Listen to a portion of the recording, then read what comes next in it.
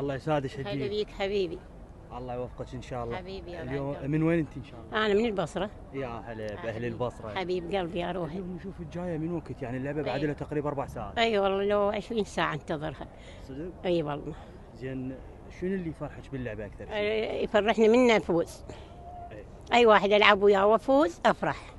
يعني الفرحه ما تاخذني الدنيا اقلبها، حتى بالبيت اروح اجي ارقص وحدي.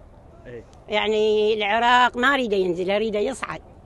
زين حجيه، بما ان انت بمثابه ام لكل اللاعبين، شنو الرساله اللي توجهيها لهم؟ اوجهها لهم ان شاء الله من ينزلون بالملعب نازلين بالله ومحمد وعلي ان شاء الله الفوز لهم ان شاء الله بحيل الله. واخواننا الفلسطينيين هم خطيمة عينا عليهم، هم ضيميا حالهم، بس احنا نريد احنا نفوز مو هم. زين، ايش قد تتوقعيها اليوم؟ ان شاء الله اليوم 3 ان شاء الله بحيل الله واهل البيت ان شاء الله 3. حجيه هذا توقع لو امنيه؟ لا، اتوقع من رب العالمين. يعني ما عندنا فرحه احنا بالعراق، بس اللاعبين يفرحونا، قضينا عمرنا كله بكي وحزين وضيم، بس من تصير لعبه يلا نفرح.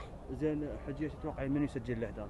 ان شاء الله هم اللاعبين كلهم بيهم بركه ان شاء الله، الله مبارك بيهم. وعوده ايمن؟